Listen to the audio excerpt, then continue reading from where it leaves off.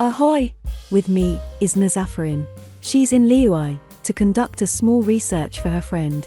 Parvane is the one she's trying to help. She's part of the Gourmet Supremos trio we find in Inazuma. Being part of the academia, Parvane is trying to create something called the ultimate seasoning. It is a seasoning which you can add to any recipe to make it taste delicious. This is literally her thesis for the Sumeru Academia. However, the other two members, Julie and Sudong, of the Gourmet Supremos, never allow her to season their food. I wonder why. As any good friend would, Nazafarin wants to help Parvane with her thesis. However, she doesn't mention if she's from the academia or not, and I couldn't care less. I mean, look at her. Isn't she pretty? I have this weird feeling that I've seen her before. Now use your strong hand to stir it with a persistent rhythm. Keep going until the juices start to come out. Where was I? Yes, if you talk with her, you'll realize that she has a very unique way of speaking. She says she learned it from a friend of hers from Fontaine. This very well might be a future playable male character. He seems to be a vivacious and flamboyant kind of a character.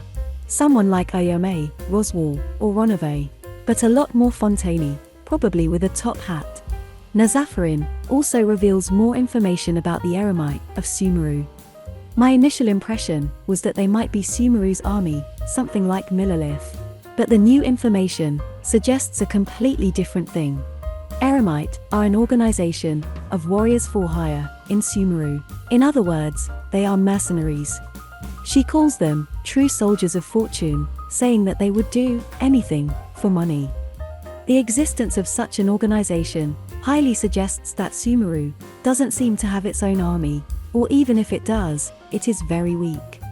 This also means that rich people of Sumeru would constantly have the Eremite around them for protection. Nazafarin also mentions that the Eremite have their own headquarters, which is also apparently heavily guarded. She also mentions that some of the members of Eremite use bizarre, yet formidable powers.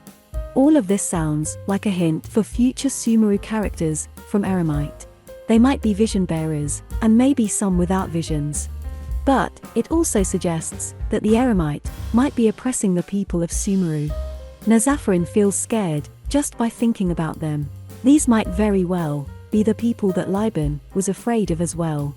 This makes it difficult to picture the Eremite as the good guys. I mean, a heavily guarded headquarters will do anything for money. Scaring Liban and this poor thing. It does not sound good. Doesn't it make you wonder? If Eremite exists, it defeats the purpose of the Adventurers Guild. If there is already an organization that fulfills people's commissions in exchange for money, it is the Adventurers Guild. So why does the Eremite also exist in Sumeru? It might be a small possibility, but maybe Sumeru might not have a branch of the Adventurers Guild. Or maybe it exists, but almost no one uses it. This type of story sounds very intriguing. Let's hope for the best. That's all the new information Nazafarin had for us.